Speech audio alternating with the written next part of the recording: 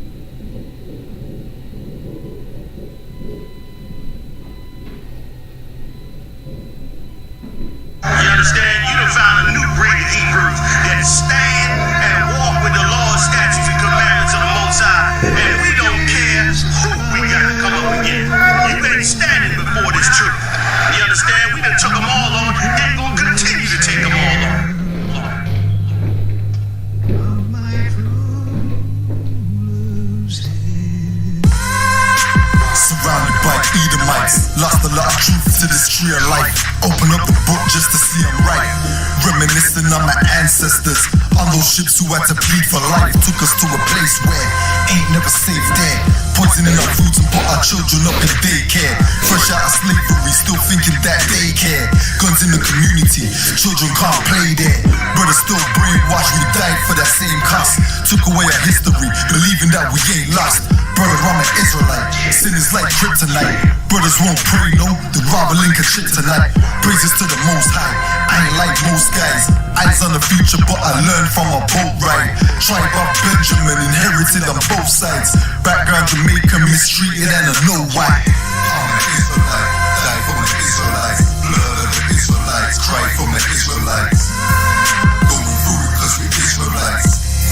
Yashra Allah to all my Israelites. I'm an Israelite, die for my Israelites. Blood of the Israelites, cry for my Israelites. Going through it cause we're Israelites. Kwam Yashra Allah to all my Israelites. Kwam Yashra Allah, sons of the power. Rise from the ghetto when Satan want us devoured. The seal of the Lord ain't found in church towers. Never dying on my knees like no coward. Wanna be an Israelite, you gon'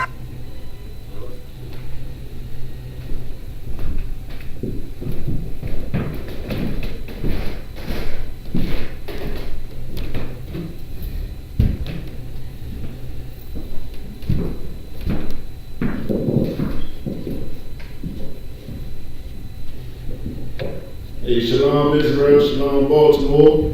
We are the Isupk, the Israelite School of Universal Practical Knowledge, coming out of 1 West, 125th Street, Harlem, New York. We are under Commanding General Yohana. You understand? If it is not under Commanding General Yohana, it is not the truth. You understand? Since 1969, we've been bringing this truth out that blacks, Hispanics, and Native Americans are the true Jews, the true children of the Most High. You understand? And we've been out on the streets, pounding the pavements, you understand? Being in the places where your Christian pastors haven't been, you understand? Trying to wake out people up and bring out people back into the fold, which is keeping those law, statutes, and commandments of the Most High. You understand? Like right now, this class is the biblical law class. The biblical law class is a very important one, just due to the fact that a lot of rules that we would learn as a child, you understand? Like if we were taught if we were taught certain things as a child, you understand, it would have stuck with us. But the thing is, we've never been taught the law, statutes, and commandments, the rules and regulations that the Most High set forth for us, you understand? So that's why this class is so important, because it tells us, we go over and we discuss what the Most High expects from us, you understand? According to scriptures, it's not our opinions, it's not our will being done, you understand? It's the Most High's will being done, you understand? We coming straight from these scriptures, you understand? And you're not going to get that in any other place other than the Isupk, you understand? I just wanted to touch on, today we pretty much going to get into never seeking peace with our enemy. You know, for far too long, we've been seeking peace with the same people that's continuously killing us, that's continuously keeping us, in the conditions that we're in. And what happens is we start to blame each other. We start to hate each other. We start to kill each other, you understand? And we take sides and we make friends with the enemy that put us against each other. You understand? But we're going to see, and we're going to get it in the scriptures, why we should never seek peace with this enemy who's our oppressor, the so-called white man. For a lot of people, when we say that the white man is the devil, the so-called white man is the devil, our oppressor, what we tell you is that this man is the oppressor. You understand? He's the one that's lied upon. He's the one that's lied throughout the whole entire earth. Devil means deceiver. There has not been a bigger deceiver on the face of this earth outside of the so-called white man. You understand? Like he's taken everything that was holy, he's taken everything that was good, and he's flipped it upside down and called good evil and evil good. You understand? He's the one who changed the identity of the greatest man, the greatest black man to ever walk the face of the earth, Jesus Christ, or Yahweh Shai HaMashiach in Hebrew. He's the one who changed his identity. That's why when we pray at night and we pray and we call ourselves speaking to the Most High, we see a white man. You understand? We do not see a black man that looks like you and I. We see a white man because the devil was doing his job. The devil was on his job 24/7. He's pushing images, his philosophy, the way he come, his whole vibe, you feel me? His whole vibe is deceitfulness and deception. And we've got to learn that we gotta learn what the Most High requires of us, and we gotta see through those things so we stop being victims. You understand? Not only that we stop being victims, we gotta learn to start loving each other. And that's the first thing we gotta do, is recognize who we not supposed to love. You understand? We gotta take our love that we've given him, we've gotta take it back. We've gotta take it back and actually give it to each other. Like, he does not lead our love. Like, what do my love do for a so-called white man? It does absolutely nothing. There's nothing I can do for him. You understand? But when it comes to my brother, when it comes to my sister, that's where our love should be, you feel me? Because with my brother and sister, my love can actually, help raise them, you understand? Could actually save their life, you understand? Like, that's where our love needs to be. But because of our leadership, because we've never been taught the right way, a lot of times we go seeking peace with the very enemy that's killing us and putting us in the same condition that we've been in. I wanted to touch on a brief story before we hop into the topic. This past week while we was at camp, a brother came up to the table, and we were speaking on Christ being a black man. You understand? We were speaking on the Bible being a black man, a black woman, a black child's book. And the brother said something that was so heavy. He said that when he was as a child, when he was being raised, his grandmother told him to pray. Get on his knees every day before he go to bed. You feel me? Bow his head on the floor and pray to Jesus. And he said he did that faithfully. He said every night before he went to bed, as he grew older, he would get on his knees and he would pray. But he was praying to a white Jesus. That's what he was seeing in his head when he prayed. He said when he started doing a little research and he found out that Christ had to be a black man, he said when it came time for him to pray, he hesitated. When he was a black man, he hesitated to get on his knees and pray to him. If that does not tell you that the devil was on his job and he's doing a great job at it, I don't know what else would. You understand? Like, this is the psychological trauma that us as blacks, Hispanics, and Native Americans are under. Like, we don't even know that we're sick. We don't even know that we suffer from, psychological trauma. You understand? We think we're good. But whenever that brother's story was so heavy, because that explains exactly why there's close to 400 murders every year in Baltimore City. It explains why so many murders in every black city across the face of the earth. You understand? Because when we think that we're praying to a white Jesus, that so-called white man becomes a God to us. That so-called white man, we will not touch him. We will not lift a finger to him. We'll give him all of our loyalty. We'll give him all of our trust. We want to be like him. We want to be one with him. We want him to accept us. But when we hear that the greatest man that ever walked this earth looked like you and I, it's almost like we're disappointed. It's almost like a letdown. Like, how could the greatest man that ever walked the earth be a Negro like me? If that's the case, what the hell do I got to look forward to? You see what I'm saying? Because all we can see is what's happening now. Because we're not taught these prophecies in this Bible. We're not taught that blacks, Hispanics, and Native Americans will rule the earth soon. We're not taught those things. So all we can see is the here and now. All we see is this oppressor that's running the earth. And when the God that we pray to don't look like him, everything else is a disappointment to us. And that was so heavy, because this is what we've been bringing out since 1969. For every black, Hispanic, and Native American man who knows that they're Israelite, who know that Christ is black, you got to thank the Isupk for that. The Isupk is the one who kept that tradition, who went into these books and studied, went into the libraries, understand, and wrote this information out. But here's the thing. Once we realized who Christ was and how he looked and realized that he was a brother just like you and I, now we got to make it count. We actually got to do something about it. You understand? And that's why we can't seek peace with our enemy. You understand? We cannot seek peace with him.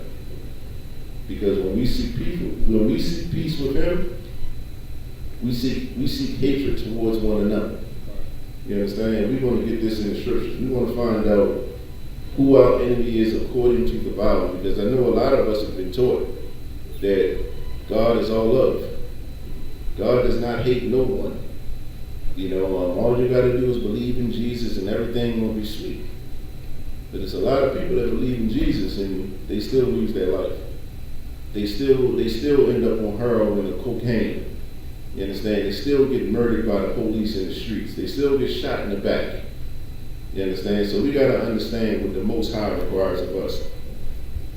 So like, if I could, sir, can I get Deuteronomy 28:1? We're going to bring it out, and a lot of these scriptures, for some, it's going to be reviewed. But for any new anybody coming into it, we're going to find out in this chapter the curses. We're going to find out the blessings. We're going to find out what the Lord wants to give to us if we keep His law, statutes, and commandments, and what He'll do to us if we don't. You understand? Like, you're going to find out who our enemy is. The Christian church always say, Satan is a liar. You know, you got to rebuke Satan. You got to do this, that, and the third to Satan. You understand? My question is, how do I recognize Satan? How do I recognize the devil? You understand? Like, who is he? Where is he at? You understand? We're going to put a face to it now. You understand? We're going to put a face to who the deceiver of the earth is. You got that, sir? 28:1. Come on, sir. Deuteronomy chapter 28, verse 1. And it shall come to pass, if thou shalt hearken diligently unto the voice of the Lord thy God. Now, it says it should come to pass, meaning like these things will happen. You understand? Like when it says it's going to come to pass, these things, you know, as sure as this earth is here, you understand? These things are going to happen. You know, if thou shalt hearken diligently, like listen carefully, listen closely, like don't just hear these things and let it go on one day and come out the other. You feel me? You just, you know, set it aside as if it don't matter. Like listen closely to what the Most High have to say. Keep on going, sure. To observe and to do all His commandments. To observe and to do all His commandments. You understand? Like, in order to observe it, you got to know exactly what it is. You understand? So this is the right here. This scripture is already contradicting the Christian church. You understand? Because the Christian church said that the law is done away with. The Most High just said to observe and to do all His commandments. Meaning, like, we can't do some of them. We can't do the ones that feel good to us. You understand? Like, we have a thing where we like to prioritize sin. Shalom. We got a thing where we like to prioritize sin. You feel me? We'll say, oh, we can't murder. We can't do this. You know, we can't talk with foul language. But we can eat pork. We can eat crab. We can eat shrimp. We can eat lobster. You understand? We can be adulterers and adulteresses. You understand? If we're unequally yoked. You understand? Like when it comes to serving the Most High, a lot of times we serve the Most High according to our convenience. But here's the thing. The Most High is a great Father, so therefore you're not going to serve the Most High the way you want to. We have to serve the Most High the way He's telling us to serve Him. He's saying to observe and to do all His commandments. You understand? We're in Deuteronomy 28:1. You can start from the top. And it shall come to pass, if thou shalt hearken diligently to the voice of the Lord thy God, to observe and to do all His commandments, which I command thee this day, that that the Lord thy God will set thee on high above all nations of the earth. Now, the Most High said, which I command thee this day. When he said, which I command thee this day, that day, if this is the first time you've heard it, this is that day. You understand? Like, if you're hearing this for the first time, that you got to keep laws, statutes, and commandments, this is the day that the Most High, he's talking directly to you. You understand? It said that the Lord thy God will set thee on high above all nations. You understand? Like, this is not equality. This is not equal talk, equality talk. You understand? This is supremacy right here. The Lord is not calling us to be equal to no nation. The Lord is not calling us to be equal to no one. The Lord is calling us to be above all these nations. You understand? Like, we're supposed to be the ones creating laws and creating, the ways of life that the entire earth should follow. You understand? So we got to understand what the Lord wants to give to us. The Lord wants to set us on high above all these other nations. You understand?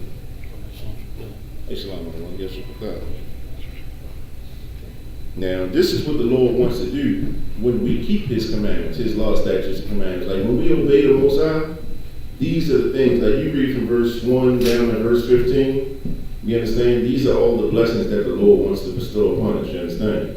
But let's drop down to verse 15, Brother Michelle. We want to see what the Most High say if we don't keep his commandments. 28 and 15.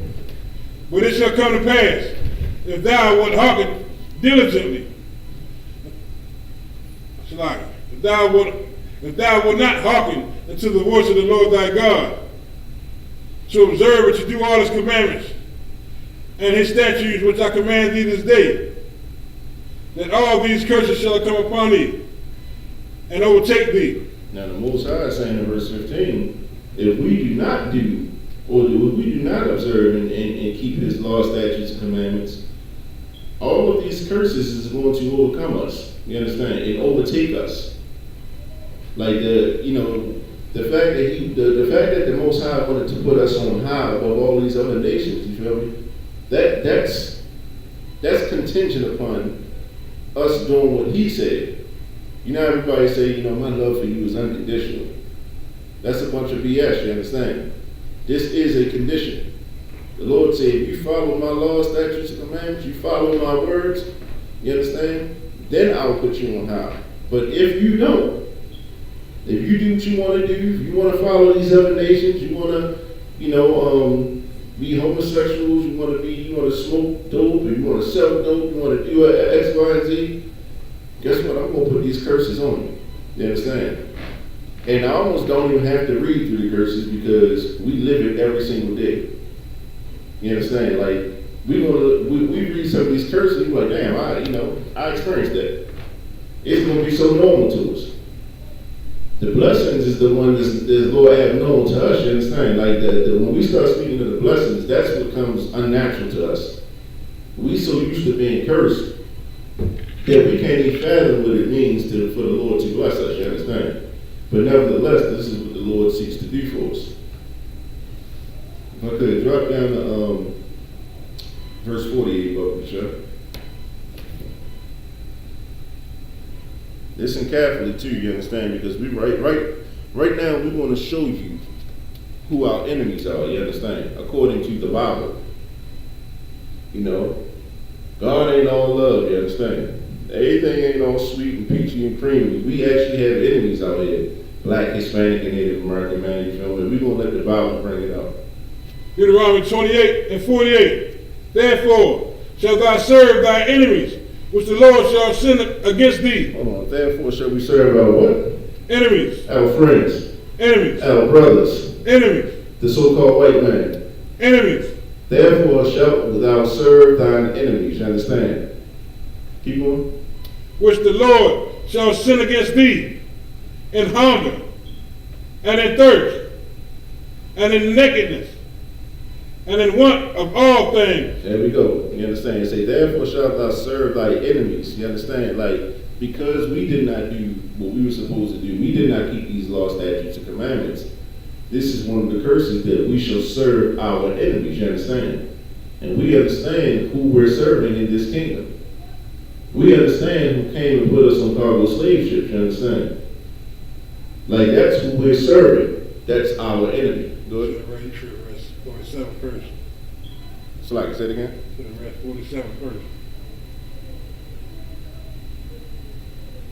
Go ahead. We can go back. We can start there. Deuteronomy 28 and 47. Because thou servest not the Lord thy God with joyfulness and with gladness of heart, for the abundance of all things. See, because we did not serve the Lord the way the Lord wanted to be served, you understand? Like, the Lord wants to be served with joyfulness. Like, it shouldn't be a burden for us to follow the Most High law, statutes, and commandments. Like, we shouldn't be sitting around saying, "Hey, man, the Sabbath coming up, man. Damn, I can't wait the sunset over with so I can do anything under the sun." You feel me? Like, and Thanksgiving coming up, man, and I can't celebrate it. Why I gotta be like this? Why I just can't eat the turkey? You feel me? Like, Christmas coming up, all the family here. Why can't I celebrate Christmas with the family? You see what I'm saying? Like, you making the law of God a burden. You're not serving him with a gladness of heart. Yeah, man, why I can't smoke weed? You feel me? Everybody else doing it. They smoking weed and making money. You feel me? I'm not smoking weed and I'm broke. You understand? Like, damn, like the Lord blessing them. It almost seems like I should be smoking weed. You understand? Like, when you have an attitude like that, that's not an attitude of serving the Lord with joyfulness. You understand? Like, to serve the Lord with joyfulness meaning you could suffer. You could suffer persecution. You could suffer affliction. But at the end of the day, the fact that you're serving this Lord, you feel me, it puts a joy in your spirit. You see what I'm saying? Because the Most High power is what you go for. Let's get what you're just saying is heavy, because the Lord wants us to understand that the law, statutes, commandments is a blessing. Good. So it's a blessing that He don't allow you to smoke. That way you won't catch cancer. Good. That way you won't die Good. from lung cancer. You know what I'm saying? But what about weed though? Like, weed I ain't never known a dude that died from weed. Like, these are arguments you hear. Yeah. I can understand cigarettes, but If it was good for you, the Lord will let you know. and, Let you know it ain't good for you because He told you not to do it. and now they starting to come up with the study saying that smoking weed, what it do is it lowers your testosterone. You feel me? Yeah. It makes a man. It takes the fighting spirit out of a black man. You see what I'm saying? Like, it lowers your testosterone. You real passive. You just want to get by. You chill and all that nonsense. You feel me?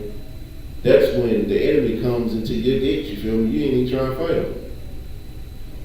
You back in the closet hiding with the women and children. You feel me? Right. Because you just smoked your weed, you feel me, and all of a sudden all your testosterone is gone.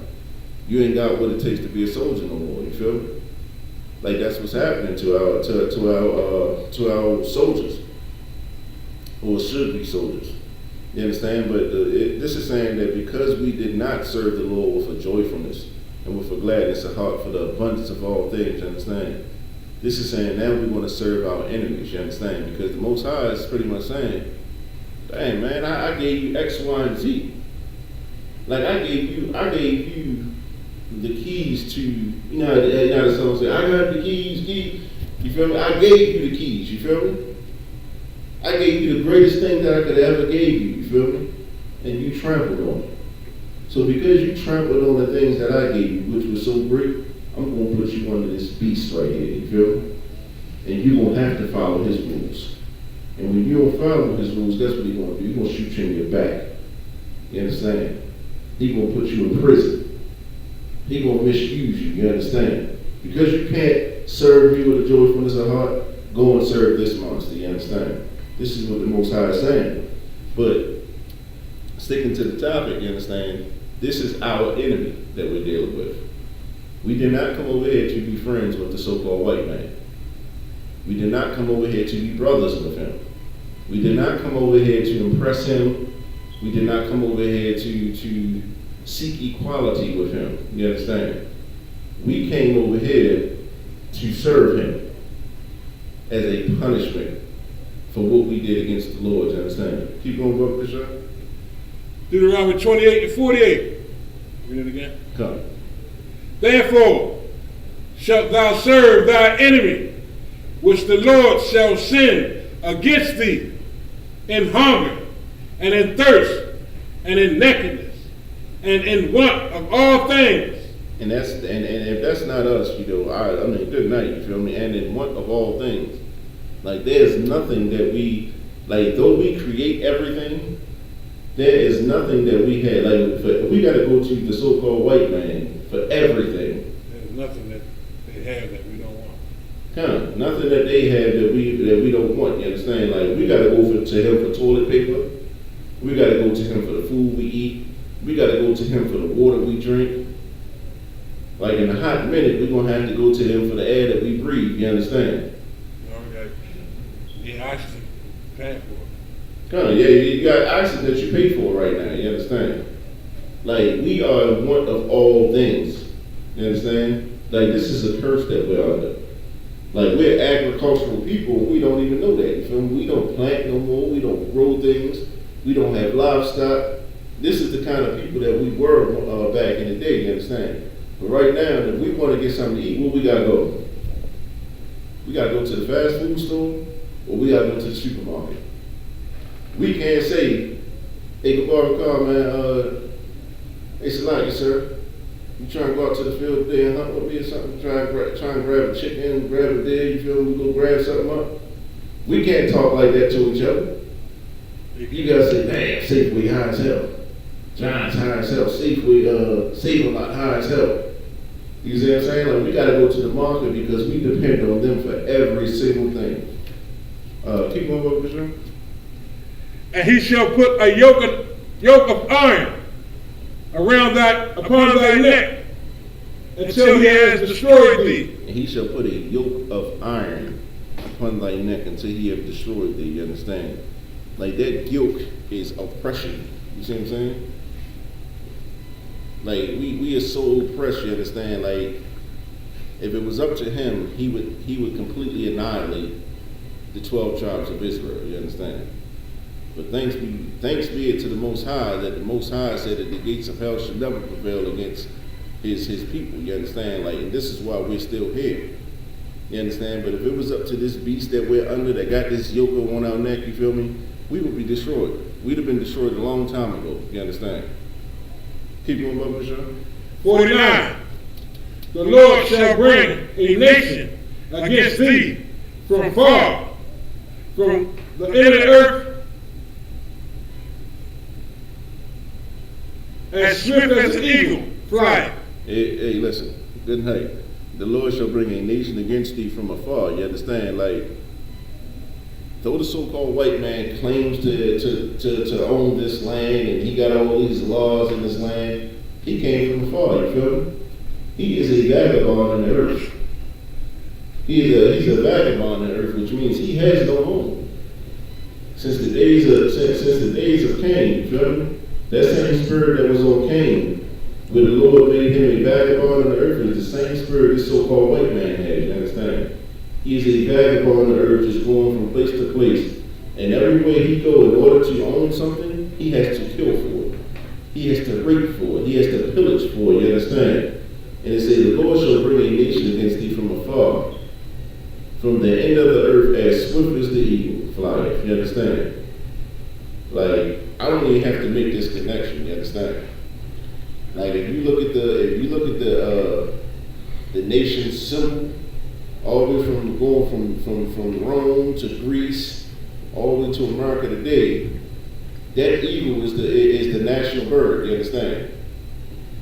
That eagle is so important to the so-called white man, Esau, these Edomites.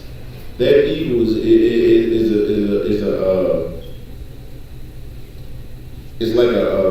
a state for them. You understand? Like, from the time of Rome all the way to now, that eagle still holds prominence to them. The Lord said He's going to bring them from afar, and they're as swift as the eagle fly. Keep going. A A nation whose tongue thou shalt not A understand. nation whose tongue thou shalt not understand. You feel me? Like, we don't understand our own language right now. Our language is Hebrew. You understand? Just a sidebar, we got great Hebrew classes on Fridays, Elisha Kadash, you understand? We got to get back to our culture, you understand? We got to get back to speaking our tongue because we've learned his tongue. You understand? Like, a nation whose tongue thou shalt not understand, you feel me? Yeah, when we met them, we didn't know that tongue. We still speaking our tongue, you understand? But he beat it out of us. And as we had kids and grandkids, you feel me? Our language is slowly lost. You understand? They grew up, our kids and grandkids grew up speaking their language, speaking English. That's why we speak English today. Right. So when we hear Hebrew, when we hear the true Hebrew, ancient Hebrew, we lost, like, what? You see what I'm saying? But this is one of those curses, you understand? This is one of those curses that happened to us. And our enemy is the one who's going to fulfill that curse. You understand? Keep going. A nation of fierce countenance, which shall not regard the person of the old, nor show favor to the young. It's like a nation of fierce countenance, like their appearance. Like if you sat back and looked at a so-called white man, you understand? There's an evil look to him, you understand? You see your Donald Trumps and your Mike Pence and stuff like that, you know, you look into them eyes, you understand? It's pure evil there, you understand? They have a fierce countenance with them. Sorry. That's back in the day, man, when slavery was real strong. They looked at you with hate in their eyes. The minute they saw a black man. They looked at us. They struck fear into you. The minute they looked at you, you knew they wanted to hurt you. It's right, and it's still the same way. Ain't nothing changed. Right. But all that's changed is right now when you look them back in their eyes, they try to hide it. They try to disguise it, you understand? But that same hate that they looked at us back in the day with, if you remember when they seen us, is the same hate that they look at us with right now. But the thing is, the difference is, we're no cowards here, so when we look them back in their eyes, that's why the scripture said they come at you crouching. You know, they come crouching with their head bowed, you understand? Because they don't want you to look in their eyes and see the true them. You understand? A fierce countenance, which shall not regard the person of old, nor show favor to the young. You understand? Like, they don't give a damn about grandma. You understand? They don't give a damn that your son, your daughter is 6 or 7 years old. They will blow them away just the same as they will blow us away. You understand? Like here in Baltimore, it was a grandmother. She had to be 70, late 70s, early 80s, you understand? You should have seen how the police manhandled this woman, you understand? Police manhandled her as if he was in conflict with a brother like myself with my stature, you understand? This, you know, grandma, she probably had hip replacement surgery, probably had knee issues, ankle issues, feet issues, you know, and all that, you feel me?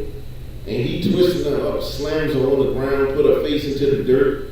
He don't give a damn about our elders, you understand? He don't give a damn about the age of our forefathers and foremothers.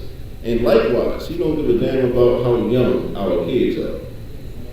It was just a story that came out recently where the police pulled a car over. Of course, they were supposed to be looking for a motorcycle, but they pulled a black family over in an SUV. They put handcuffs on a 6-year-old girl, you understand? You know, you look at Trayvon Martin. Trayvon Martin was what, 13, 14 years old? Murdered and gunned down. Tamir Rice, playing with a toy gun, murdered and gunned down. Because they don't give a damn about our youth. You understand? This is what the Lord is saying. These are just some of the characteristics of the enemy that we're serving right now. You understand? Keep going. 51. And he shall eat the fruit of thy cattle, and the fruit of thy land, until thou be destroyed. and he shall eat the fruit of thy cattle and the fruit of thy land. You understand?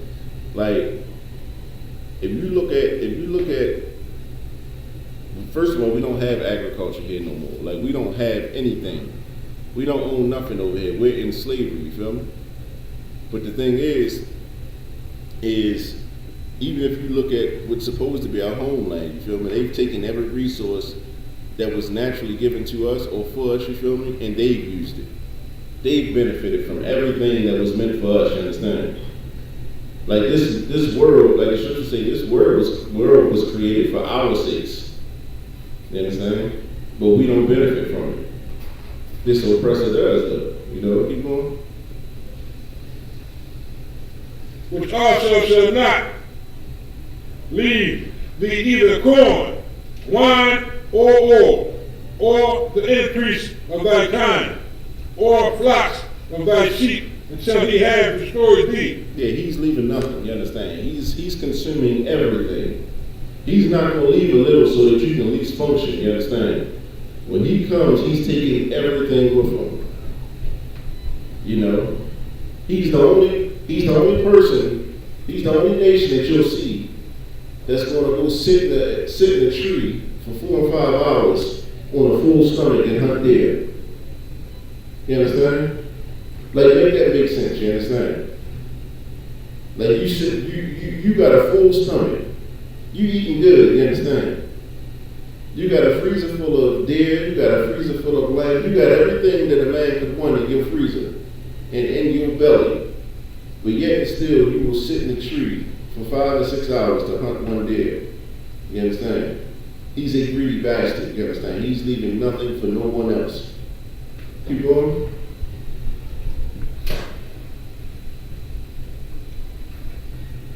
"52. And he shall besiege thee in all the gates, all thy gates, until thy high and fenced walls come down, wherein thou trustest thou out all the land." Here's the thing, he's going to besiege thee in all thy gates, you understand? Like, meaning like, if you look at what he does, you understand? Like, we don't have gates and fence walls and things of that nature, you understand? But he will break down our doors and come right into our front door, you understand? 3, 4 in the morning, you understand? Them knockers will come into your crib, you understand, without a warrant. You know, while you sleep with your woman and child, you understand? Put guns to your head, put guns to their head. He will do that, you understand? And he will do it until we're destroyed. Keep going. "Wherein thou thrustest throughout all the land, and he shall besiege thee in all thy gates throughout all the land, thy land, which the Lord thy God hath given thee." Yeah, he's taking that. He's coming in and he's taking everything for himself. You understand? Like, you won't have a place of refuge. Like, this is an enemy. You understand? An enemy is leaving nothing for you to find pleasure in. Is leaving nothing for you to find protection in. You understand? He's going to come and he's going to knock down every form of protection you think you have. You understand? Because his goal is to destroy us. You understand?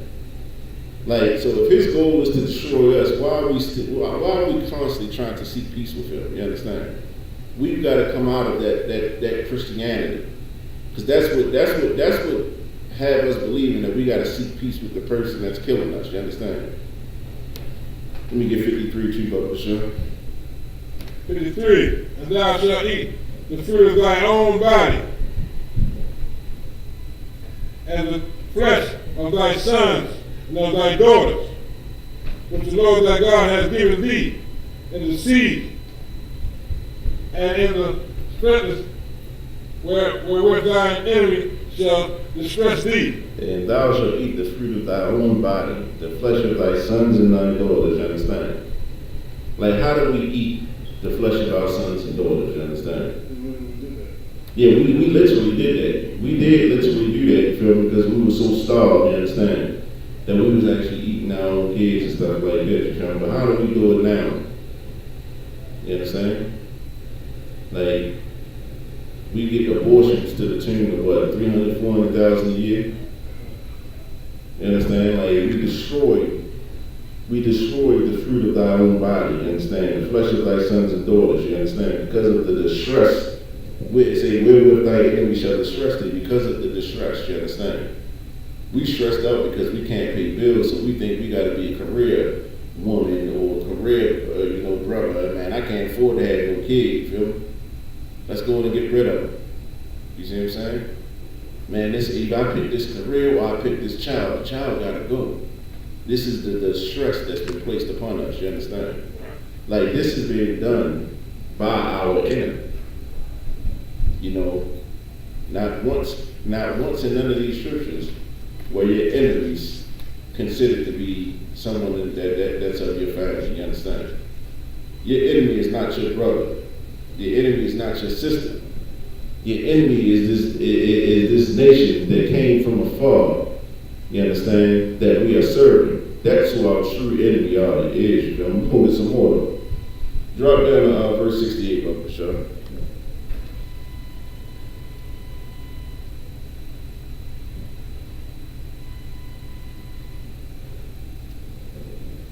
Deuteronomy 28:68. And the Lord shall bring thee into Egypt again with ships. And the Lord shall bring thee into Egypt again with ships, you understand? Egypt, not quick, it's from the Greek language and all that kind of stuff, you feel me? Meaning Egyptos, meaning bondage, you understand? Like, when you hear the term Egypt, it means bondage. Egypt is not, like, what we consider Egypt right now is not the people over there. Like, Egypt was called Mizraim, or Matazarim in Hebrew, you understand? Egypt means bondage, and it says, the Lord shall bring thee into Egypt, into bondage again with ships. You understand? Like, he's bringing us into bondage again, but this time it's with ships, you understand? Now, a lot of people say, well, every nation has been oppressed. Every nation has been enslaved.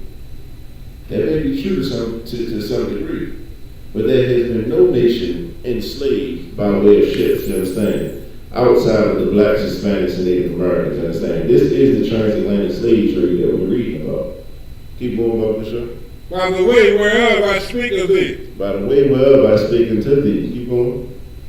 Thou shalt not see it no more again. Thou shalt see it no more again, you understand? Like, this is our homeland. Like, Israel and Jerusalem, though we can get on a plane right now, we can fly over there and visit, you understand? We are not occupying that land. That land is not considered ours, you understand? The Lord is saying, where I speak this unto you, you shall see it no more again, you understand? We are not going to see our homeland again until the Most High sends Christ back. You understand? Keep going. And there. So like, hold on. And that also shows you, like this scripture right here that we just read, this shows you that the Jewish people that's over there right now cannot be the real people. Go ahead. Some people might think that, a few people that went to Egypt, went to Jerusalem. But God is speaking as a whole. We will not see it as a whole nation. Again, there's some people that went over there. Come on. Scenario went over there. But you got some as a whole. One time look at us as a whole. But that's why like a lot of people, like, we can visit. We can get on a plane and visit. You see what I'm saying? You actually got brothers that went over there. I think it was Benjamin. He went over there and they went to Dimona. You see what I'm saying? And they went over to Israel and Dimona. But guess what? They had to seek citizenship over there. You understand? They had to seek citizenship from the Jewish man. This is not what it's talking about. Like, when we're in our homeland, the same way we occupy Baltimore and Detroit and Philly, in LA, you see what I'm saying? And it's recognized as black cities. Like, Israel should be a black nation, you understand? Like, our kids should be born in Israel, in Jerusalem, you understand? Like, it should be our homeland, not someplace that we go and seek citizenship from. You understand? Like, That's how you know that this so-called Jew, this Jewish man, you feel me, this Khazarian, this Amalekite, is not the true Jew of the Bible, you understand? Because we just read that we should not inherit that land again. So how in the hell is he over there living? You see what I'm saying? Keep going, Brother Bishop. Thou shalt not see it no more again. And there ye shall be sold unto your enemies, And to your friends, to your enemies, and to your brothers, to your enemies. and to your enemies. There you shall be sold unto your enemies. Question for everybody. Who were we sold to? You understand? Thy enemies. We were sold to our enemies. If we could put a face to our enemy, you understand? Because the Christian church will never tell you this. The Christian church will say, you know, you gotta flee the devil. You gotta resist him, you understand? If we could put a face to it right now, who were we sold to? We were sold to our enemies. Who was our enemy? Our enemy is the so-called white man, you understand? You know, that's clear as day. And this is coming from the scriptures. We were not brought over here to be his friend, his buddy. We were not meant to be equal to him, you understand? We came over here as a form of punishment. We came over here to serve him. And he is our enemy, you understand? We have to understand. Like if we understood that we were marching with our enemy, that we were talking to our enemies, trying to get them to understand that Black Lives Matter. Like what the hell? You see what I'm saying? Like you going, you know, we're like impalas that's in the wild, you understand? Or gazelles. And we go up to the lion and say, hey, Mr. Lion, you shouldn't eat us no more. You shouldn't kill us. Our lives matter too. You know what that lion is thinking? Death be unto you, you understand? This is the same thing that's going on. Like we going and asking the very beast that's been killing us to respect our lives now, you understand? We can't do that, man. It's in his nature. It's in his nature to be a devil, you feel me? That's just what it is. Keep going. Thou shalt see it no more again. And there ye shall be sold unto your enemies, for bondmen and bondwomen. And there we shall be sold into our enemies for bondmen and bondwomen, pretty much slaves. And no man shall buy you. You understand? Like no one came back for us, you understand? Because a lot of people like to say, well, you guys are Africans and you guys, you know, you sold each other. We did not sell each other. The Africans sold Israelites into slavery, you understand? That's why no one actually came back for us. No one, there was no army, there was no Navy from Africa that came over here to save blacks, Hispanics, and Native Americans, you understand? Because they recognize something that our people don't. We're not them. You understand? We're not Africans. Africans already understand this. We the only ones that don't. You feel me? We're gonna learn today. You understand? If I could, let me get 2 Thessalonians chapter 2 and verse 3. We're gonna understand who this enemy is today. You understand? Because a lot of times we try to find the good. We try to find the good in our oppressor, you understand?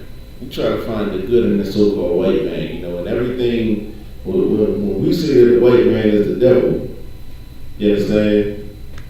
The first question is, well, why do you hate? Why do you hate the white man, you understand? Every white man is not bad. Every white man didn't have slaves. You understand?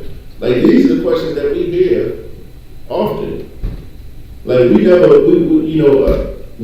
hear questions about us loving our people. We never hear questions about, you know, man, why do you love black people so much? We hear, why do you hate white people so much? You feel? The thing is, we hate white. It's not the fact that we hate white people. God hates white people. You understand? God hates him because of the crimes that he's committed against our people that he's never been punished for. You understand? And if we don't bring out who our enemies are in this nation, we're going to continuously fall for the same trick, the same deception. We're going to fall in the same twisted plot over and over and over again. Like, goddamn, like, what more do we got to go through to realize that we got to separate from them? You understand? Like, what else has to happen? Like, he's done everything under the sun to us, you feel me? He's came and said, I'll do X, Y, and Z, you feel me? Just forgive us and give us another chance. And we gave him another chance. And he did it again. And he asked for another chance and we did it again. You understand? Like, what more must happen? You understand? This is why we got to bring out who the devil in the earth is. You understand? Let's get that book, sure. 2 Thessalonians 2 and 3. Let no man deceive you by any means, for that day shall not come, except there be a falling away first. Let no man deceive you by any means. You understand? Don't let nobody lie to you. You understand? Like, get into these scriptures, get into class, get into Isupk, ask your questions, you understand? Let no man deceive you by any means, for that day of reckoning shall not come, except there be a falling away first, you understand? What falling away must occur first? You understand? Like, if I could, you know, anybody in the chat or whatnot, you feel me? What falling away must occur first? You understand? What has to happen is we have to fall away from the knowledge that we have of this beast, these philosophies, you understand? We've got to come out of these churches, out of these Christian churches. We got to come out of these Muslim mosques. Except there come a fallen away first. Keep going. And that man of sin be revealed, the son of perdition. Here's the thing. Let no man deceive you by any means, for that day shall not come. You understand? Like, that day will not come that blacks and Hispanics and Native Americans are ruling the earth, you understand? Unless there comes a falling away in which we start coming out of the Christian church, we start coming out of the Muslim mosque, you understand? We start coming out of the conscious community, we start coming back to God, you feel me? Once we do that, and it say, and that the man of sin be revealed. Who is the man of sin? The devil that the Bible speaks of, this oppressor, you understand? The son of perdition, you understand? Like, he's going to be judged, you understand? We have to bring this out. We have to reveal this, you understand? Because if we don't, we're going to continuously follow him. We're going to continuously be up under him. We're going to continuously seek his peace, and we're going to continuously die. You understand? Keep going up the show. 4. Who opposes and exalts himself above all that is God, that is called God, or that is worship. Who opposeth and exalteth himself above all that is called God, or that is worship. You understand? There is no one outside of that other than the so-called white man. You understand? You know, he has not a need for the Most High. He don't fear the Most High. You understand? What? So like I said? He put his face on the outside. Yeah, like, you know, why did he have to fear the Most High when he feel like he's ruling the earth right now? He put his face on. Yeah, he put his face on the Most High. He said the Most High Christ, they ain't black. They white men. I'm God, you understand? When you pray, have my face in your head. You understand? When you pray, like, make sure you see my blue eyes and my blonde hair. You understand? This is what who opposes and exalts himself means. Above all that is called God, you understand? Or that is worship, people. So that he as God sitteth in the temple of God, showing himself that he is God. God dang, good night. We just spoke on it, right? We just spoke on it. So that he as God, meaning God means power, so that he as the power sitteth in the temple of power, you understand? Showing himself that he is the power, you understand? This so-called white man calls him, he thinks he's the most high. You understand? He sits in the temple and calls himself the most high. He sits in that White House and feels like he can rule the earth, you understand? This is our enemy that we're talking about. That's why we gotta bring it out who he is. That's why we gotta put a face to it, you understand? Because if we don't put a face to it, we're gonna continuously fall for the same lies over and over and over and over again, you understand? Let me get Job 9 and 24, Brother Michelle. Right now, our enemies are the ones who are ruling the earth, you understand? Our enemy is ruling this earth. And we want to show you, according to scriptures, what characteristics he has as he runs this earth, you understand? You got that? Job 9 and 24. The earth is given into the hands of the wicked. The earth is given into the hand of the wicked, you feel me? A lot of people, a lot of people may say, okay, that does not mean that it's the so-called white man. But if you take a second and you just really think, if you look at every continent on the face of the earth, the white man has a military set up in that continent, you understand? The so-called white man has a military. He has rules and regulations that he's placing upon every citizen of every continent that he's on, every country. You understand that he's in. If you go to North and Central America, the so-called white man is ruling. Am I correct? If you go into the Middle East, the so-called white man is running that. You feel me? If you go to Europe and Asia, the so-called white man is running those places as well. He has an embassy in each one of these places. You understand? Like, this is who he is. It's saying the earth is given into the hand of the wicked. Like, he's running the earth right now. He is the wicked man. You understand? Like, this is the reason you have so many wars. You have so much strife. You have so much conflict. You understand? Because the wicked is ruling it. You understand? Keep going. He covered the faces of the judges thereof. He covereth the faces of the judges thereof. You understand? Who are the judges? Who are the faces of the judges that he covered? You understand? Like, Christ and the 12 apostles. Well, not only the Most High Christ and the apostles, he covered every black, Hispanic, and Native American man face. You understand? Because every black, Hispanic, and Native American man, guess what? We supposed to be the one judging the earth. We supposed to be the ones in rulership. You understand? We supposed to be the ones that when people have conflict, they come to us and we work it out. You understand? But the wicked, he covereth up the faces of the judges thereof. You understand? And guess what? He puts his face on it. That's why he's judging the earth right now according to his wickedness. You understand? And if you don't comply with his wickedness, what he'll do is he'll put an embargo on you. What?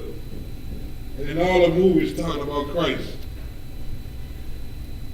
they have a white man playing all the Jews, including Christ. They put their faces over the judges. God. Anything that have to do with God, they make it white. God. Shit. Not only that, any movie or anything that you see where there's any kind of power structure, his face is on that. Like if you go and look at some of the movies, he's the Egyptian too. Right. Yeah, right. You know, when he's the Egyptian, like he said the Egyptians were white people. Right. Like you see a movie where give you history on Egyptians, and when Egyptians was ruling, you'll see a white face. Because he's going to cover the faces of the judges thereof, and he's always going to put himself there. You understand? Keep going, Brother Bishop. If not, where and who is he? If this is not him, if the so-called white man, if this is not him, where and who is it? You understand? Like, who's the wicked on the earth outside of him? Who else is running the earth? What nation of people is running the earth right now outside? If you don't agree that the so-called white man is running the earth, the Most High is asking a question too. Where, if not, where and who is it? You understand? That has no pity for the young or regard for the old. Government. Don't give a damn. But these are the judges that we go to. These are the judges that's supposed to be ruling this earth right now. You understand? And this is why we can't make peace with him. Let me get Job 12:7.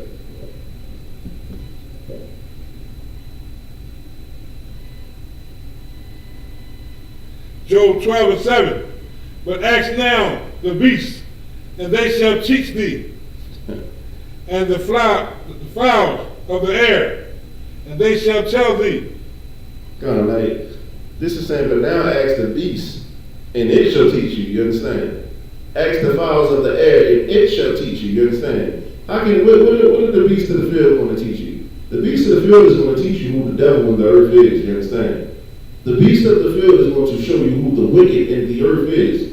You understand? The fowls of the air is going to show you who the devil in the earth is, the wicked in the earth. You understand? Like, you ever went to a zoo?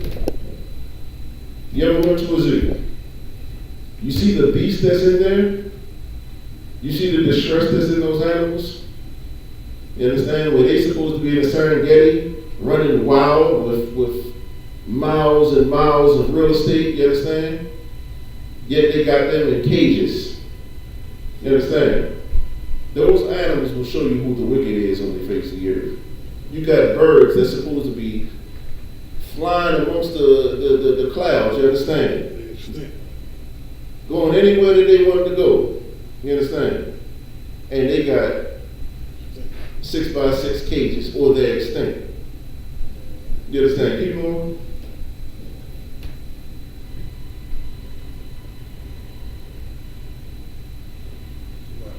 In the fish, verse 12:8. And the fishes. Start at the beginning of 8. Or speak to the earth, and it shall teach thee. Speak to the earth, and it shall teach you. You understand? You ever wonder why so many damn earthquakes going on, and tornadoes and whatnot? We understand that these things are authorized by the Most High. But if you look at it from a so-called scientific point of view, you understand? You know why we have earthquakes is because the oil that they're sucking out of the earth. You understand? That's supposed to be used to lubricate the tectonic plates. You understand? When you take the oil out of something, you got metal against metal rubbing up against each other. You ever seen like you ever had a bike or something like that? You feel me? You had metal rubbing against metal. It's gonna grind the gears. It's gonna grind. You feel me? Only thing is when you do this with the earth is gonna crack in half. You understand? So because he's such a wicked bastard, like the earth is telling you who the wicked is. He's taking all the oil out of the earth. Yeah, I mean, there's no lubrication, for the earth, and then you have all these earthquakes and all these different things. You understand? Like, you ask these things. This is how these things show you who the wicked of the earth are. You understand? Keep going.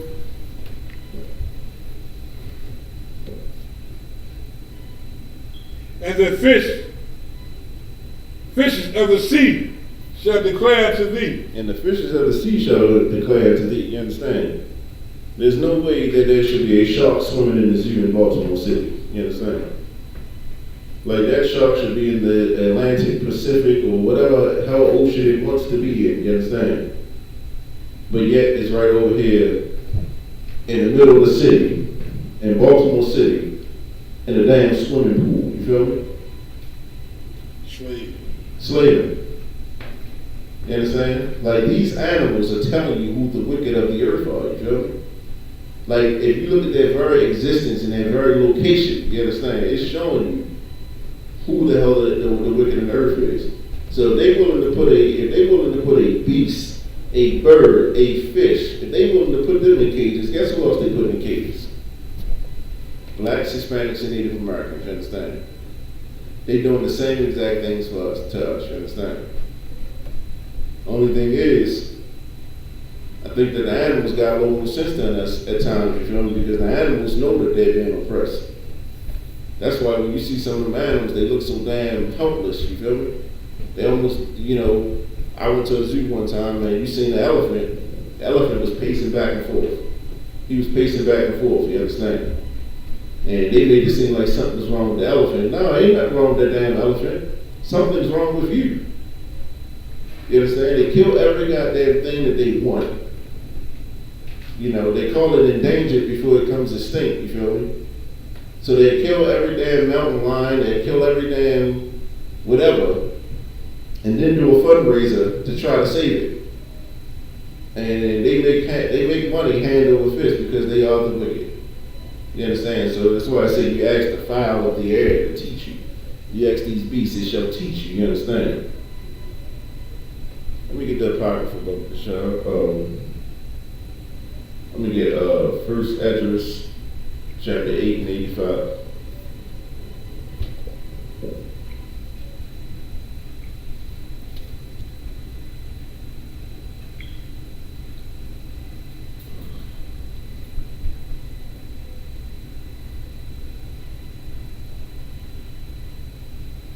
First Esdras 8 and 85. Moreover, you shall never seek to have peace with them. Moreover, you should never seek to have peace with them. You understand? Like, the Lord is saying this for a reason. You understand? Like, what the hell do we need to have? Like, what kind of peace can we seek from them? Us having peace with them means that they got to relinquish whatever dominance and supremacy that they had over us. Why would they do that? You understand?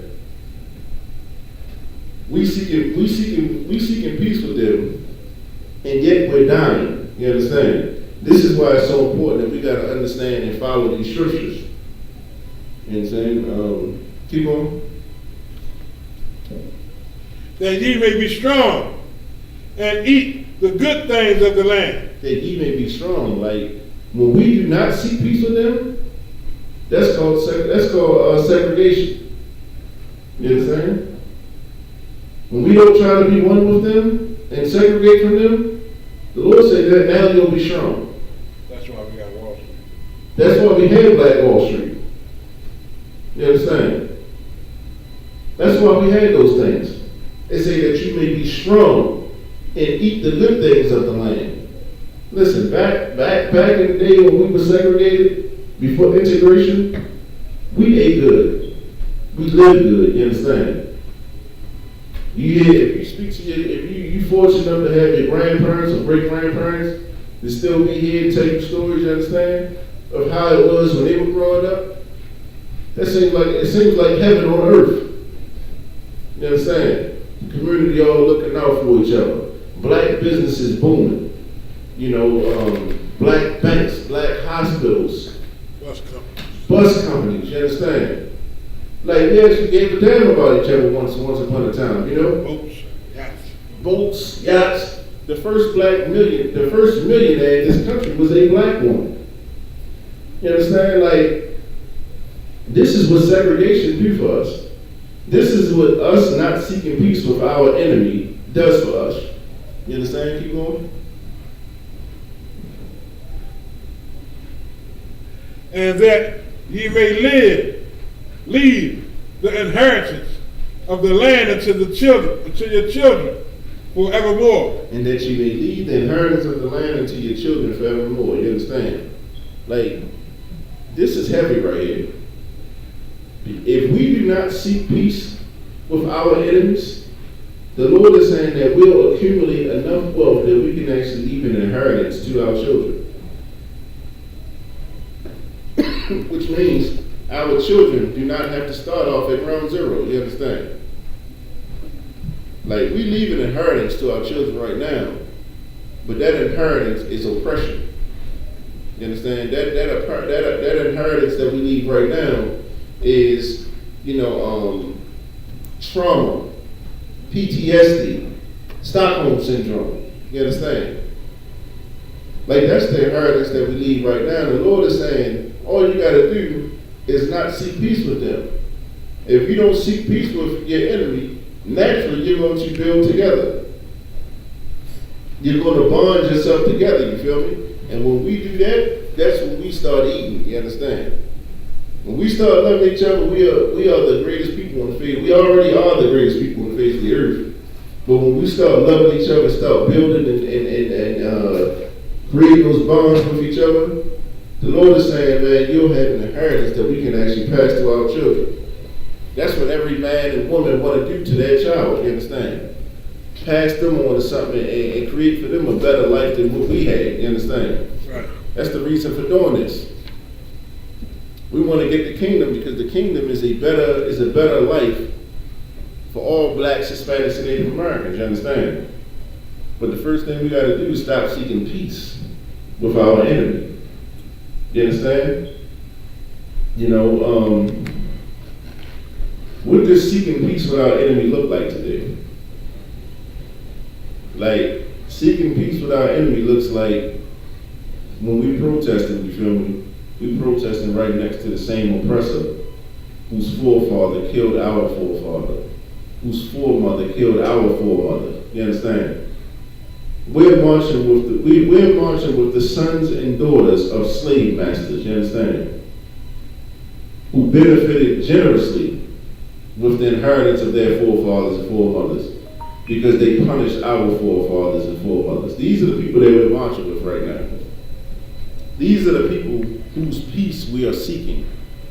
And because we are seeking their peace, that means nothing's going to change for us. You understand? All we're going to do is reveal to them the things that we want, and they'll pacify us and give us something. Like, if you ever, I don't know how many people follow the NBA, but you had some brothers speaking out saying that the NBA shouldn't start because it's going to take the attention away from the social issues going on out here. But the NBA say, we'll give you something in return for you returning back to this court. And you know what they gave him? They gave him Black Lives Matter on the back of your jersey. You understand? They've given him equality on the back of your jersey. You understand? And everyone's happy with that. This is what happens when you seek peace with the very enemy is killing you. You understand? But could we get Ecclesiastes chapter 12 and 10?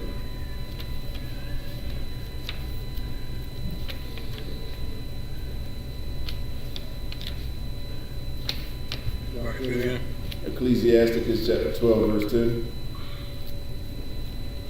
We're going to get some more on this scripture.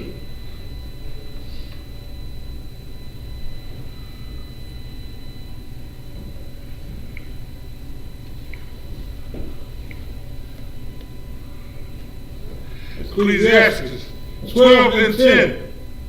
Never trust thine enemy. Sometimes. Never. All times. Never. Never. Ever. Ever. God. Trust thine enemy. You understand?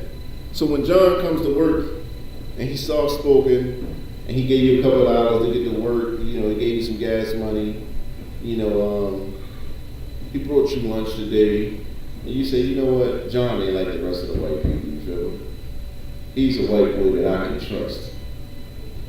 Eminem came from 7 Mile, he's from the streets. He's a white boy that I can trust, you understand? The Most High said, never trust thy enemy. Keep on.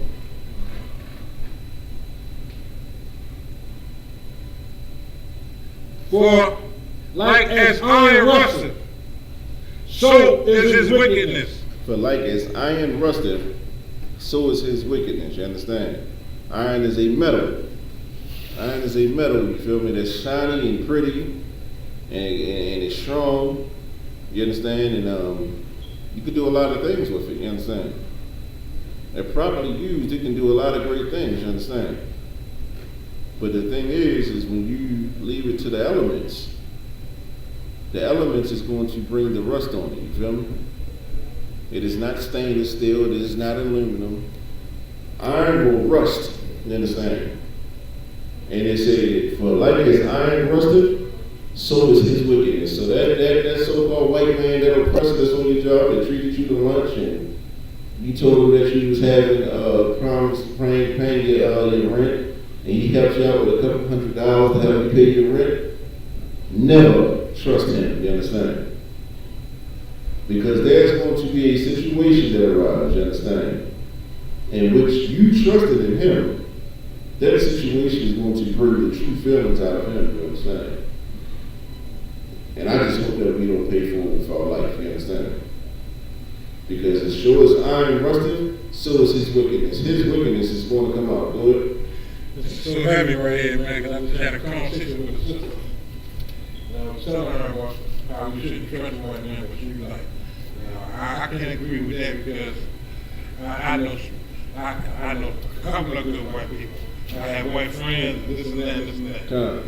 I'm going to call her tonight and give her these pictures. That's why I'm going to get her. I had a girl that and I said, I'm going to get her.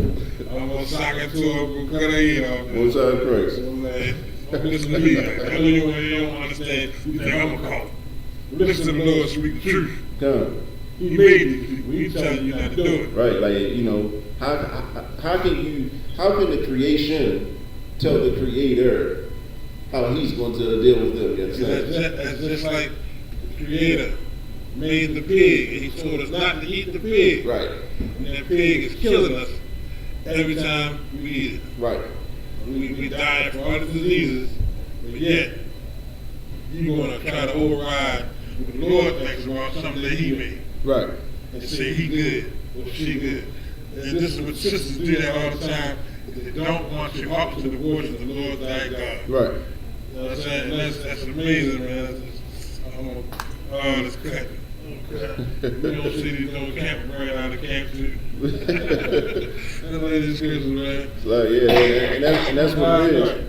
And that's what it is, man. Right. And it is heavy because here's the thing. When you already know what you're supposed to do in certain situations, there's no guessing no more. Right. You see what I'm saying? Like when you don't have to guess on, man, did I handle that situation right? Was I wrong in the way I approached this? The Most High is telling you, never trust your enemies. So when you don't trust him and he don't stab you in your back, now you know why. Good. It's wild, man. I'm saying it like that because it's sad that for 400, 500 years plus, they put us in slavery. They did everything under the sun to us. But yet, you tell a sister or brother not to trust them. They rather trust the white man over what the Most High said himself. Come. God says in the Bible. And I say that because I guarantee you, when I say this to the sister, she's going, oh, I know. But then when she see the scripture, see, God said not to trust him. I can't agree with that. I mean, so you mean tell me you trust a white man who will oppress you for 500 plus years, hate you with everlasting hatred. Come. You will trust him over the Most High. Come. And if that ain't enslaved in mind, I don't know what it is. But you know, the spirit of Christianity is so heavy on our people, and this is why, like, that conversation you had, I recently had it too. That's why I said I wanted to bring this class out, because they'll read these scriptures, you understand? And when they read these scriptures, they'll say, but that don't apply to everybody. It's a case-by-case basis. You understand? Yeah. That's how they'll look at it, you feel me? There's a scripture here that says not a one of them, don't you? Don't trust not a one of them. We just read it. Like, that's why in the previous scriptures, we identified who the enemy was. We identified the enemy already. The enemy wasn't your brother. The enemy wasn't your sister. Right. The enemy is the one we were sold into slavery to. You understand? Like, we identify who the enemy is, and now the Lord is saying, never trust thine enemy. You see what I'm saying? So how can we get around it? There's no getting around it. Keep going, Brother Michelle. The next verse is even more, it's going to hit it hard. Exactly. Come. Ecclesiastes 12 and 11. Though he humble himself and go crouching, yet take good heed and beware of him. Hey, is it Gabar? Brother, can I ask you a question? You know, they come at you real gentle. They come at you like they're not a threat. You see what I'm saying? That's how they did that. That's exactly how they did the natives. You see what I'm saying? They did it the same way. You know, do you think you can teach me how to grow corn? Do you think you can teach me, how to plant? We just want to be, we Black Lives Matter. They really look at us. You see what I'm saying? They really look at us. This is how they do. Like, we've all encountered the white person that comes crouching, with their head down, and they act like they're nervous to speak. They're trying to be extra humble, real cautious with their tongue. It's a though he humbled himself and go crouching, yet take good heed and beware of him. So when you see that one coming, hey, bud, can I ask you a question? And when we was in the world, we would look at that and be like, all right, he ain't like the other ones. You see how he came respectful? That's how we would look at it. The Lord is saying, take good heed and beware of him. You understand? Keep going. Though he humble himself and go crouching, yet take good heed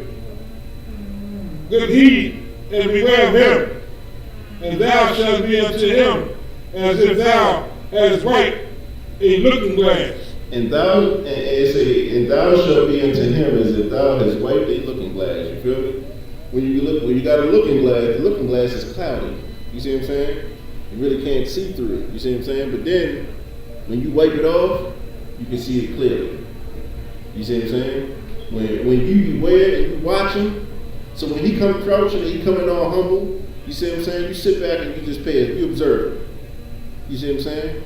And you'll find that, you'll see that one twitch in him, that of his true nature. When he stand up and you see the pure devil he is. You see what I'm saying? He can't hide it. It's a part of his nature. So him crouching and coming all so-called humble, that's all an act. You see what I'm saying? He can't keep it up for so long. The Lord is saying, beware. You see what I'm saying? He gonna show you who he is. Go ahead.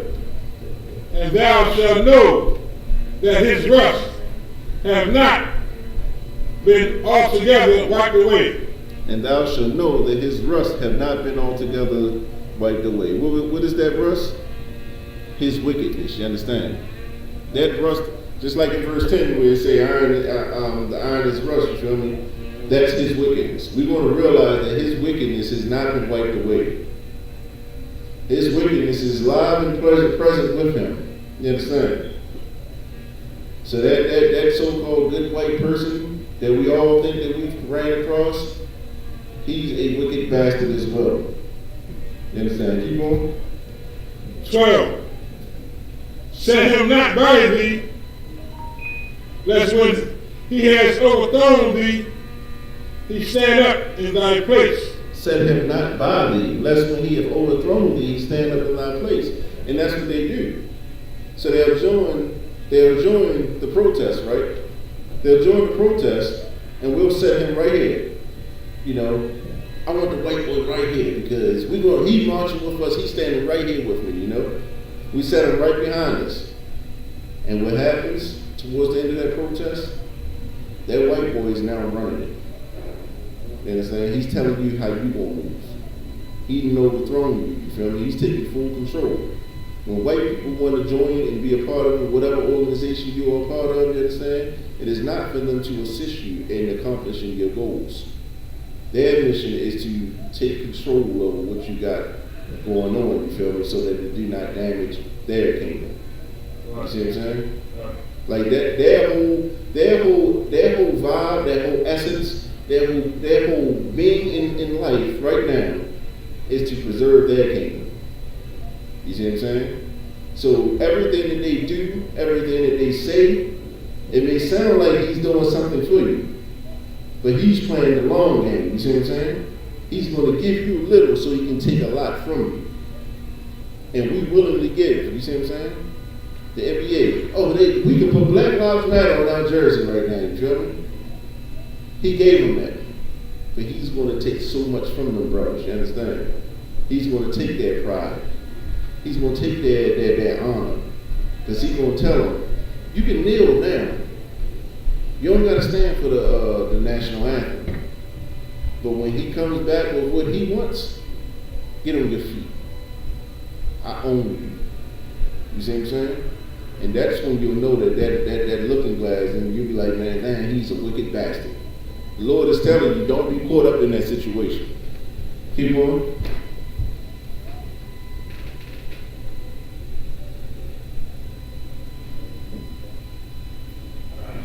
Start again at the top of 12. 12. Set him not by thee, lest when he has overthrown thee, he standeth up in thy place. Neither let him sit at thy right hand, lest he seek to take thy seat, and thou at the least remember my words, and be pricked therewith. Yeah, the Most High is saying, man, listen to what I'm telling you. You understand? You call yourself building with this oppressor. You call yourself seeking peace with him. You call yourself marching with him. Because he's a good person, or he's a good dude, you understand? He's going to take your place. That sounds just like the scripture we read of earlier, where it said he covered up the faces of the judges thereof, you understand? He covered the faces of the judges thereof. You know why? Because he was given a seat at the table. The round table, you understand? We gave him a seat at the table, and when we gave him a seat at the table, he killed us off, and he put his face on the face where we should have been. He put his face on Jesus Christ. You understand? He put his face on the angels. He put his face on the Most High. You understand? That's what he do when we allow him into our space. You understand? That's why they are not welcome here. Right. You understand? So-called white man is not welcome here. You will not be in the Israelite School of Universal Practical Knowledge. That's right. Because you will not overthrow the Israelite School of Universal Practical Knowledge. It's not happening. You understand? But this is what they do. And this is like the Lord is like, I always say, we competitive.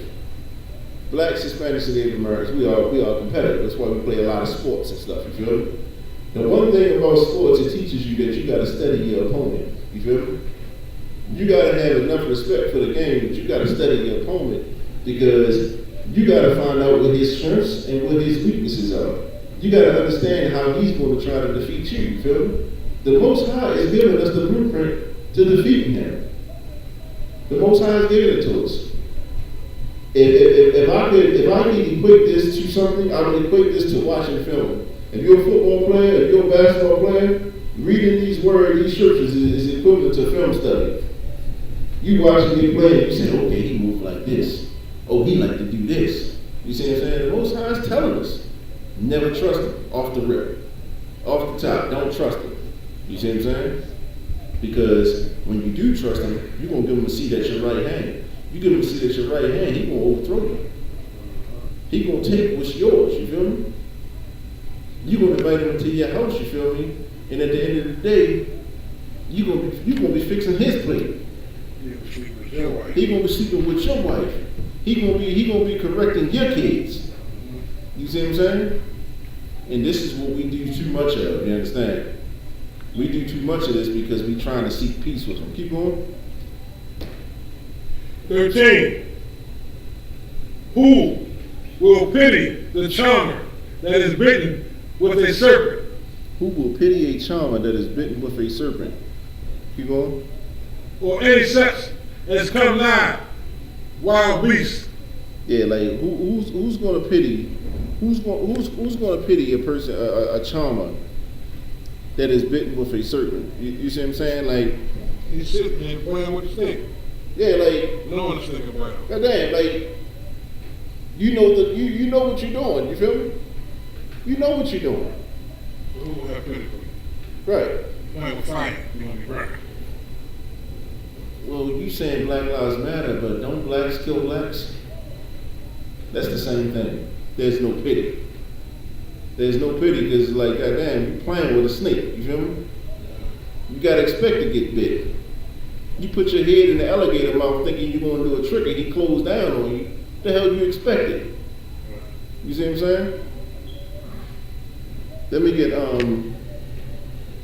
get verse 16 of the show.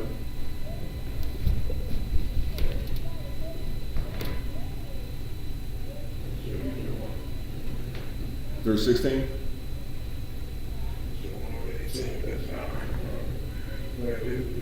Verse 16. The same thing? Come.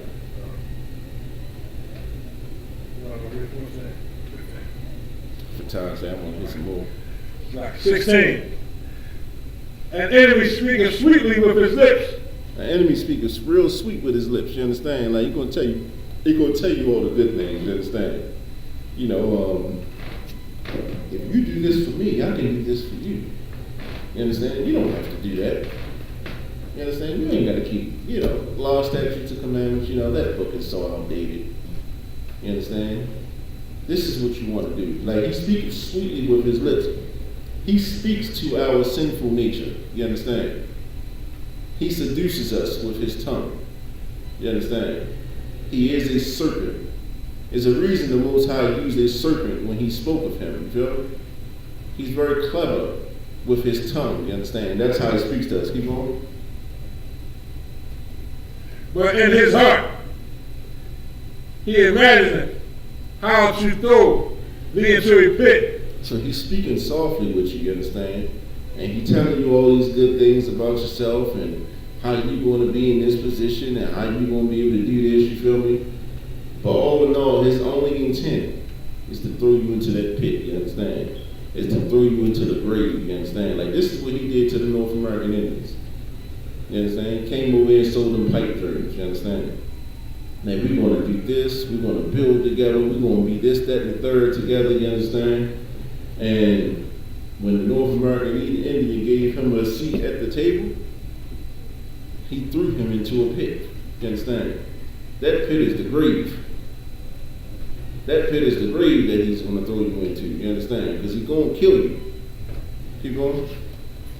He will weep with his eyes. But if he find opportunity, he will not be satisfied with blood. This is so heavy.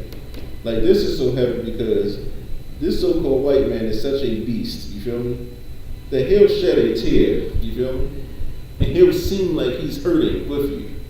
You understand? But he will not hesitate. He will not hesitate to shed your blood. You understand? Like, he'll cry and he'll be a part of the march. Oh, I just can't believe this, But when that bill crosses his table, that piece of legislation crosses his table, that's going to oppress you further, damn them tears, he's going to sign that. You feel me? He's going to uphold his kingdom. You understand? Before he's going to do anything for us. Like, we gotta understand what the Lord is showing us right now, you feel me? Like, the Lord is showing us who our enemy is. Not only is he showing us who our enemy is, he's showing us how our enemy gets down. You see what I'm saying? His tactics. Keep on. 17. If Adversity. If adversity comes upon thee, thou shalt find him there first. There it goes. Like, that's heavy. You see what I'm saying? Like, when the Welfare Act, when all of our fathers had to leave the house, you feel me? He was the first one there with the check. I know your papa had to go, but here's a check. At least you can pay your rent. That's what he do. He's gonna be the first one on the scene because he created the situation. Keep going. And though he pretendeth to help thee, yet shall he undermine thee. Yeah, he pretends to help, but he's undermining you. You feel me? That's what he's doing. He's buying you. You understand? Like that's the spirit of this beast that we're under. That's the spirit of our enemy. Cunning hunter. He's a cunning hunter, meaning he's very deceitful in his nature. You understand? Like if you look at this protest, they appear to care. That's all you hear on TV is, wow, we have it looks like it's more white protesters than blacks. You understand? He appears to care. You understand? But all he's doing is undermining. He's going to give you a little, but he's going to take everything from you. You feel me? That's what he do. Keep going.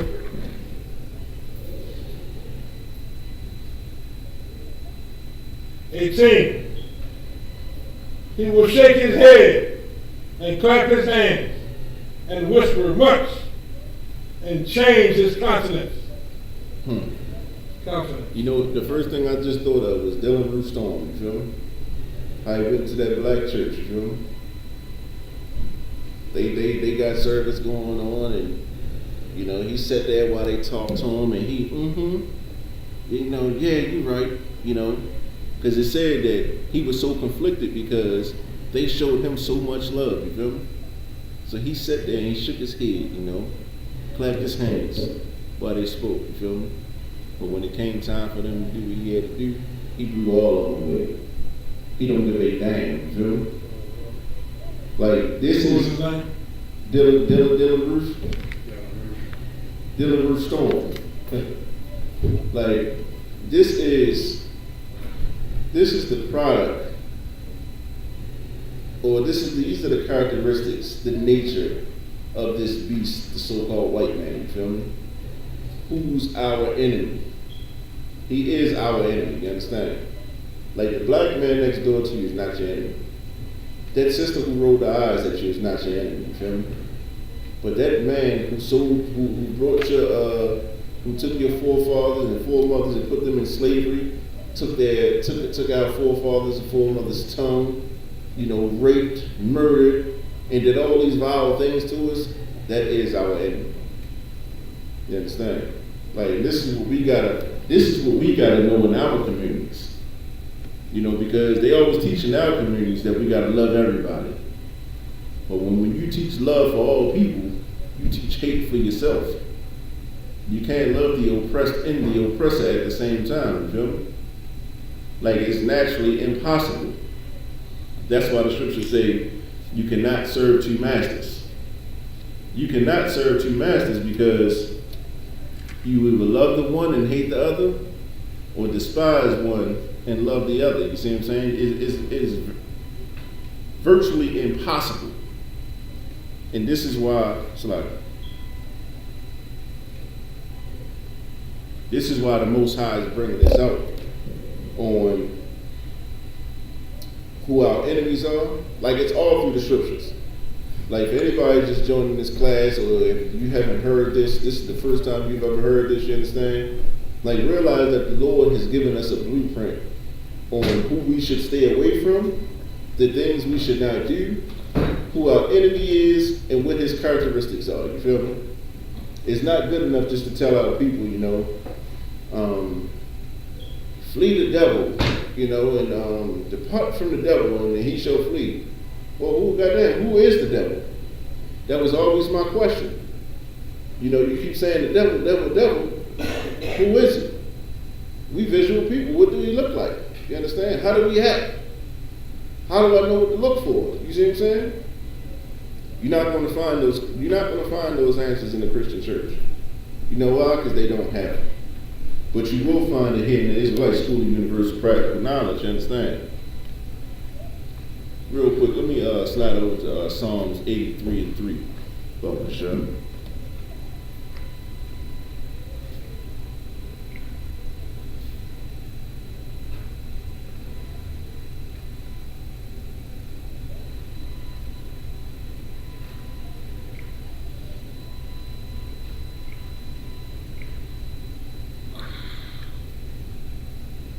Psalms 83 and 3.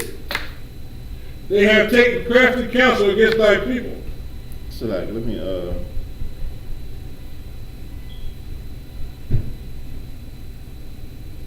start at verse 2.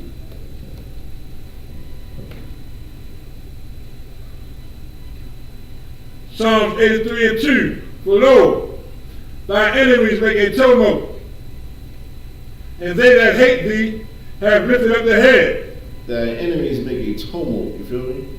Like thy enemies make a pact with each other, you understand? Like it's an agreement that they make, with each other, and they that hate thee have lifted up their head. How have they lifted up their head? They've literally taken it off, you understand? Keep going.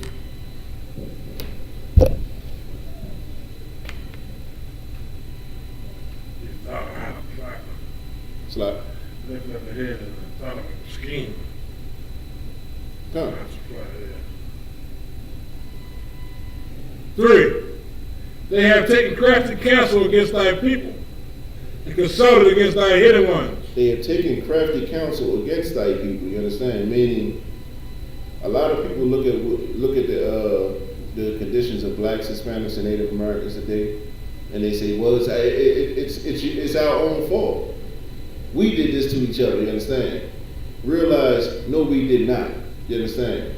They have taken crafty counsel. Like what you see today was plotted and planned 15 and 20 years ago, you understand? They came together and say, listen, we're going to flood Baltimore with crack cocaine. We're going to put heroin in there. We're going to change laws, you feel me, that they can't get jobs, you understand? And when we flood their communities with guns and drugs, you feel me, the only thing they can turn to feed their family is a life of crime, you understand? Like, they actually plot this stuff out. They take crafty counsel, meaning that they're very deceitful with it, you understand? Against thy people. Then they say, and consulted against thy hidden ones. Who are the hidden ones? Who are the only people on the face of the earth that do not know their identity? You understand? We are the hidden ones. We are the hidden ones. We are the ones who do not know that we're Israelites. We think that we're African Americans, indigenous people. We think we're Hispanics. We think we're Puerto Ricans. We think we everything under the sun except for Israelite. You understand? That's because our identity has been hidden from us. Keep going.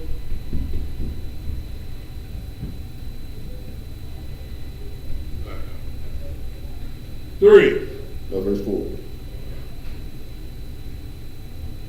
4. They have said, come, and let's cut them off from being a nation, that the name of Israel may be no more remembrance.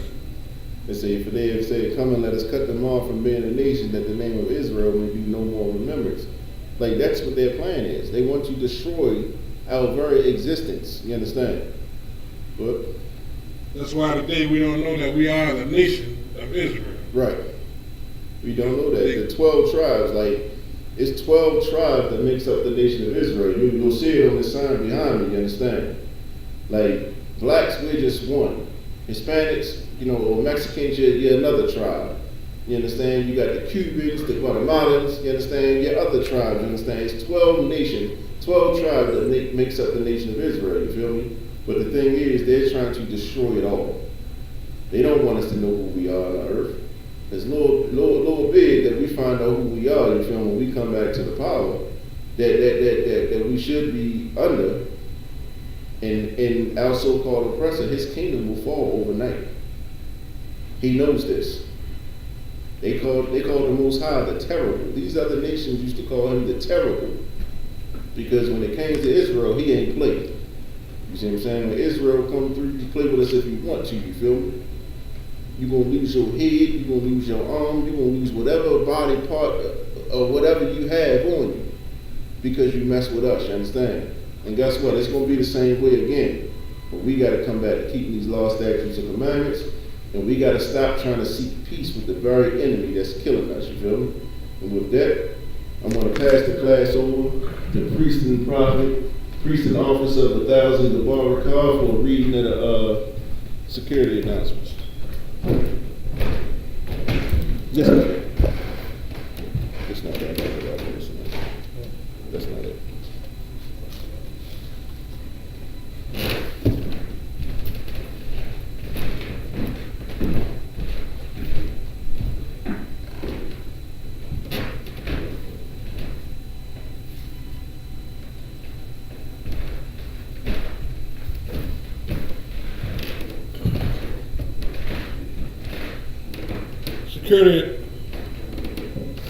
security announcements. We at Isupk out of 1 West 125th Street, Harlem, New York, under Commander General Yohana. New rules for brothers and sisters.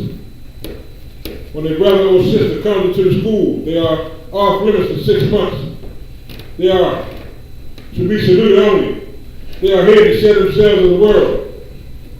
After 6 months, if a brother or sister has an interest in a particular person, he or she must get permission from the head to speak to that brother or sister. There is another 6 months in which the brother or sister will court each other. After that 6-month period, the brother or sister will get permission from the head to marry. Tithes, which is a commandment. You can find this in Numbers 18 and 21 and Malachi 3 and 8 through 10. Means 10th in Hebrew, and it's pronounced by Isupk. 10% of any penny increase. It's like 10% of every penny of any increase the Lord gives you, give to the treasury department or teacher. Priest funds, free will offerings for priests, not mandatory, whatsoever amount you would like to give. Upcoming holy convocations. We're still waiting for the Passover. Get to your captain in your city for further details. Remind Aki Lockmore, check the social media, such as Isupk, Facebook, Twitter, YouTube, and so on for USA, Isupk events and materials. If a brother wants to be a trooper in the school, then he is to start wearing all black, which includes black boots, shirt, pants, headbands, or scarf. With that, we're going to get one courtesy to the teacher. Minister Monty Shabbat, Monty, Rock, Yahweh Shem Yahshua Rakatah. Yahweh Shem Yahshua Rakatah. Class is dismissed. That's the time. Class is dismissed.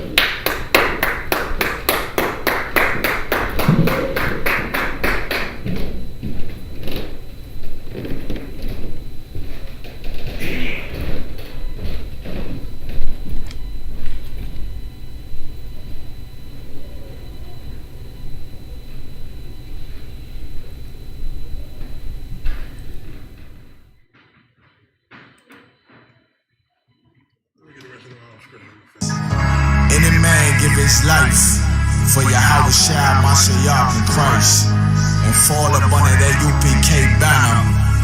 Is my brother and my blood, and I will die and kill for him if necessary.